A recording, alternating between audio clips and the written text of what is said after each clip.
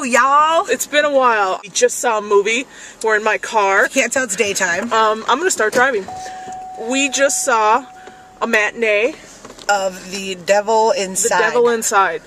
It's like a few other exorcism movies we've seen. I mean, you've seen the concept. previews, probably. Yeah, I mean, essentially, exorcism with people and it's like a documentary style. It's a girl whose mother murdered 3 people during kind of a botched exorcism for herself, and they shipped her to Rome. I don't quite even understand why. Because they knew she was really possessed, and they didn't want to. So, first off, she goes to Rome, right, to help her mother, yes. blah, blah. And she's like, I don't know if my mom's really mentally disabled or if she is possessed. So she goes to this class, and there's, a couple priests, regular people, whatever. Yeah. They're talking about, and then, coincidentally enough, they have one of the priests is also a doctor.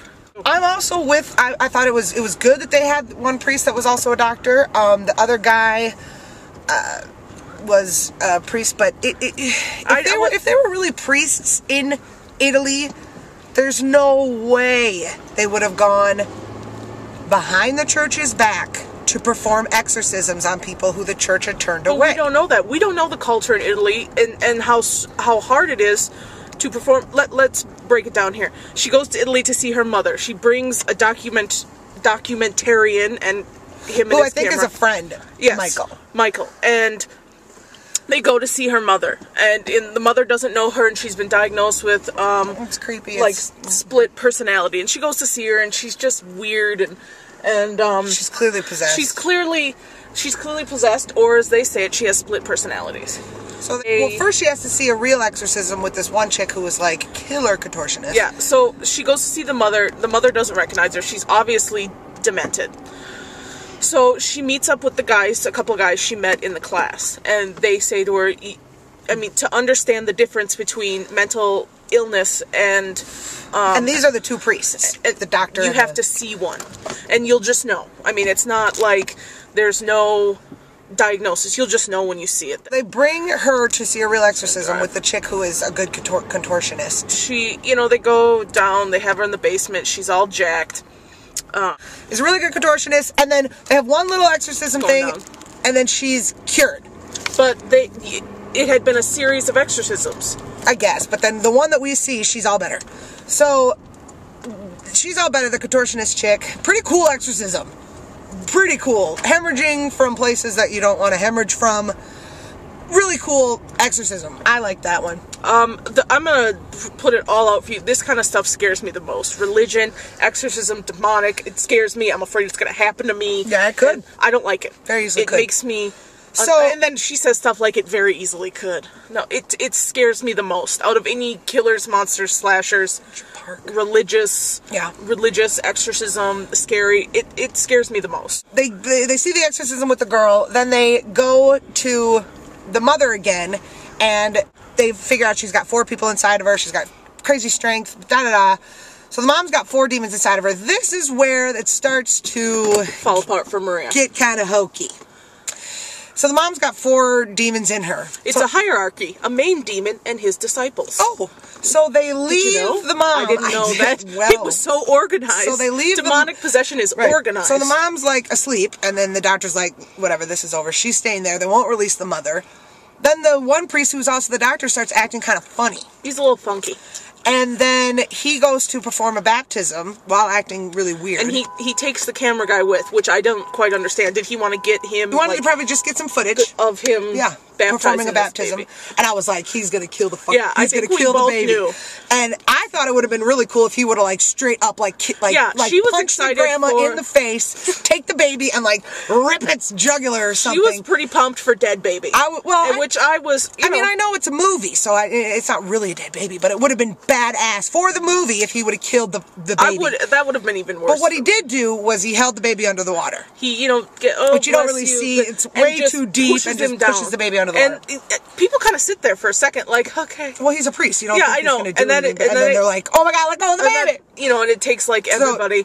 So then they go back to the house, and the priest, who's also the doctor, just walks in. He just walks in, goes upstairs, And the dude's like, yeah, He acted, the camera guy's like, he was all jacked, he acted I guess funny. he tried to drown the baby. He almost drowned the baby. And they're all just kind of like, what? Really? Why would he do that? What? David, are you okay? I would have been like, let's go get this dude. So, bring the duct tape. Really loud sounds, lights go out, we're getting, so we go upstairs to see David. David is sitting in a chair, slit his arms, not his wrists, way up here. Blood's coming down. His eyes are completely rolled back and white. Red all around his eyes. Starts talking all crazy, gets up. The cops come because they're there because he drowned the baby. Tried to. The cops go up. One cop just goes into the room. Alone, and they shut the door. Yeah, it's not protocol. That is not proper protocol. You need someone to cover your back. So the door slams. Just go in there. They're in. The cops are there. The cop comes running out. My pistola! He took my pistola! My pistola! Yes, of course he took my gun! So he takes his gun, and I'm like, he's got a gun! Get out of there! Get out! Leave! So he's got a gun now, and then the dude, Ben's like, he's my friend, he's my fellow priest, I have to go up there. So he goes up there, David's got the gun, puts it in his mouth, pupils are completely dilated at this point. And he's like, stop, please, no, David, no. And we're all like, it's okay, David. He's like, I can't fight it. Calm down, David, it's okay, David. And he starts doing the Lord's Prayer, and he gets, fourth of the way through, and he's like, I can't remember it. I can't remember the rest of it. BAM! Well, he says to say thank you. A perk. Blood. Dead. So, it's like, oh, well, what the hell? So that was weird. And then immediately, the main chick, Isabella, the daughter, falls down and she's all like, and they're like, oh my gosh, she's having a seizure? Oh my god, let's help her. We need to get her to the hospital. She's obviously seizing. So they take her to the hospital, they get her sedated. And they're like, the nurse is like, oh no, she stay here, she's fine, she's safe, we keep her overnight. And Ben's like, no, that's not happening. I'm a priest, she's my friend, that's not happening. So, and then all of a sudden the doctor's like, you can see down the hall, like, get out of here! Like, every doctor in the hospital runs in crazy loud sounds, oh my god, they go run into the thing, she's in there, there's like blood everywhere, there's one nurse lady, and she's down, it's like pumping out of her chestal area. I didn't know you could have that much blood. There's a lot of blood in the human body. That's why movies are misleading, because there's like 4 gallons. Anyways, so all this blood, and she's clearly possessed as well. Then she contorts, which she's been saving the whole time, this actress. Contorts, she's possessed, they give her a sedative, and then they sneak her out of the hospital. He's like, I'm a priest, let me handle her, and the doctor's like, I gotta go help this woman. So they just take her. Drag her out. Steal her. They're like, she needs to be exercised. And they put her in the car. Then they're in the car, she wakes up from the sedative, starts flipping out in the back, so it's like, she's back there. I'm driving. He's the camera guy, like, camera guy. What's happening? What are you doing? So the priest is back there trying to help her fight her. She comes up and grabs I'm trying to drive! Isabella! So then she goes back, and then he's kind of like, feeling kind of weird, and shaking your head a little bit. I'm gonna unbuckle my seatbelt. He unbuckles his seatbelt, and I'm gonna revs the car, floors it going like 100.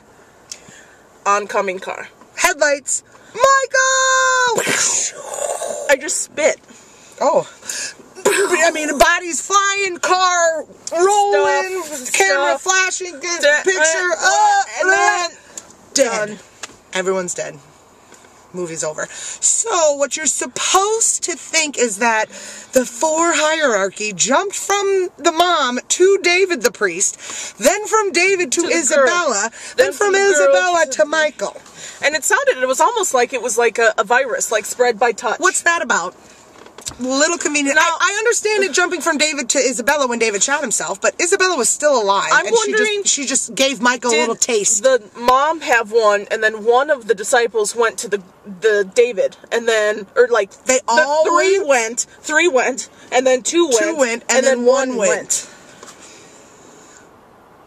A little far-fetched towards the end. It scared me. The movie in general, creepy, cool contortionist.